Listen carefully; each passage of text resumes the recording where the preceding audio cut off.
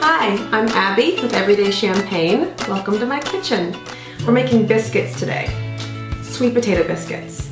And they're really, really great. They're really, really tender and a little bit sweet. And it's a variation on my mom's recipe that I grew up making, and I am thrilled to be able to make them for you today. So originally, the recipe is 2 cups of cooked sweet potatoes, which is about 2 really big sweet potatoes. You're gonna get about a cup of sweet potato flesh per pound of sweet potato, and usually those big suckers are about 1 pound. So look for about 2 pounds. If you go a little bit over, it's not a problem. They're just gonna be more sweet potato-y, and it's not gonna make that big of a difference in the end product.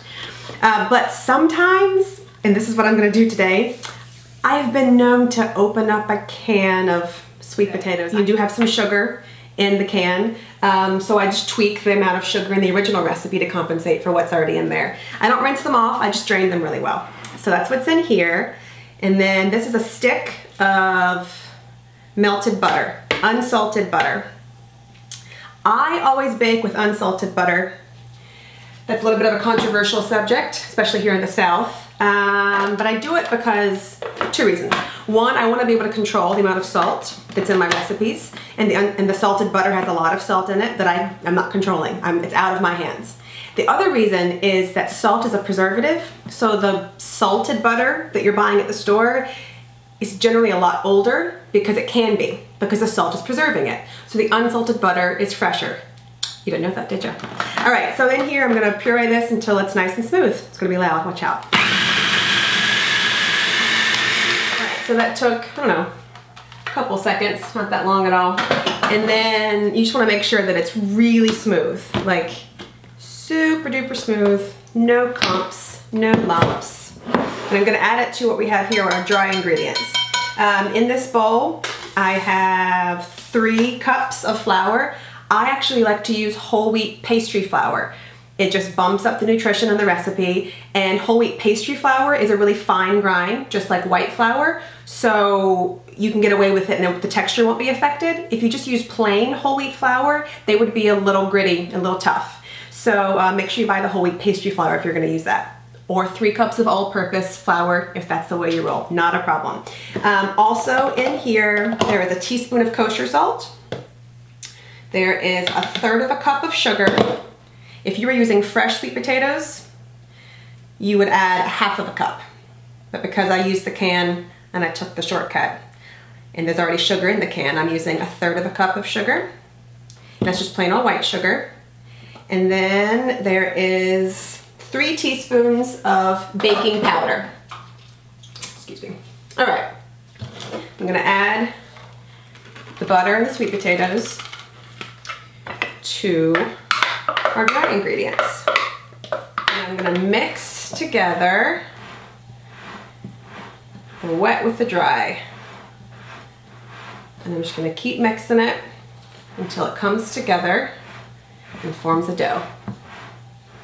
Once I see it starting to come together and almost done, I generally get really impatient, and then I get in there with my hands. I'm a hands-on kind of girl. And I always do that. I always forget to take off my ring, my wedding ring. Oh, my poor wedding ring. There's so much gunk that I get stuck inside my wedding ring that I don't always know right away. And then I'll, like look down on my hand later. I'm like, when did I make kale? And there's like green bits and dough, always dough, lots of dough. So I'm gonna go ahead and turn this on to the counter. And I can tell, because it's a little bit tacky, even though it's not all mixed in, I can tell I'm gonna need a little bit of bench flour. So this is the whole wheat pastry flour that I use. Regular white flour, like I said, would be fine.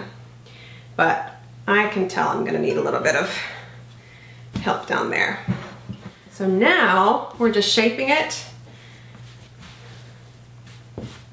together. And like I said, it shouldn't be super duper tacky. It's all right if it is a little bit, but it's not right now anymore. And you see I didn't overwork it. I didn't knead it, I didn't stir it so much. I got it to it was just combined. If you overwork it, you're gonna have a tough biscuit. And we don't want no tough biscuits. We want them to be tender. All right. And then, I like big biscuits. So I'm going to flatten this out to be, oh, I don't know, an inch, inch and a half. You can take your pick of how thick you want yours. Okay, cookie cutter or biscuit cutter wise, I have them. But like I said, I like really big biscuits. So what I usually do, because I can never really find in my cupboard the size that I want, I use a whiskey glass. And so this is about 3.5 inches. And usually a little bit of flour helps. And then you want to go around the edges.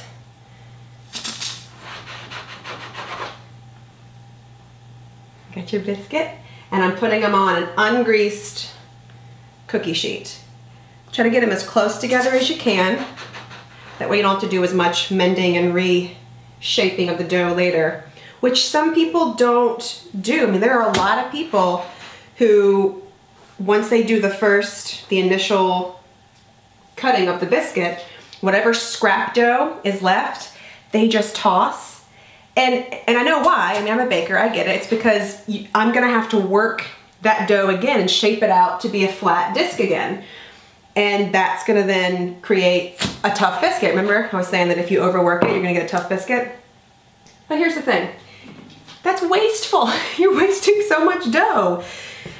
So I just try to not work it too much and then shape it back together again. Make it look relatively smooth, although I really don't mind little wrinkles in my biscuits. I think it's kind of cute. All right.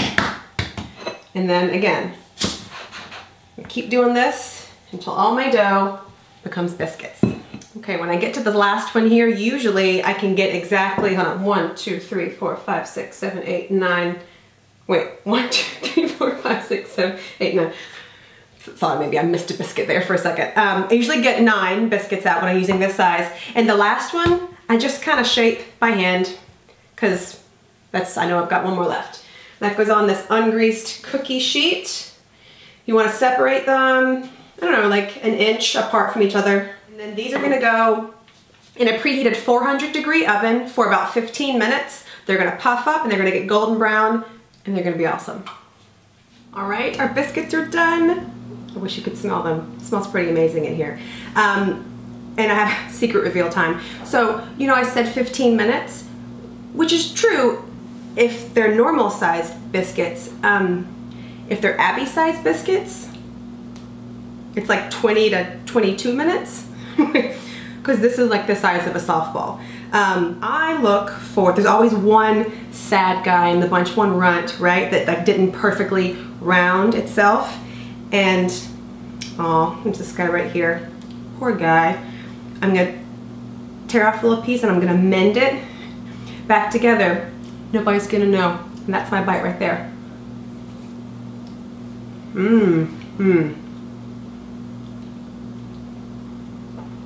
It literally melted in my mouth. That's what the sweet potatoes do to this recipe. It's kind of like mashed sweet potatoes, but better, but in a biscuit form. And who doesn't love biscuits, right? If you don't love biscuits, we can't be friends. I'm sorry, it's over. You guys are gonna have to go try these. The recipe is on EverydayChampagne.com. They're incredible. You guys are incredible. Thanks for coming. Thanks for watching. And have a good day. See you next time.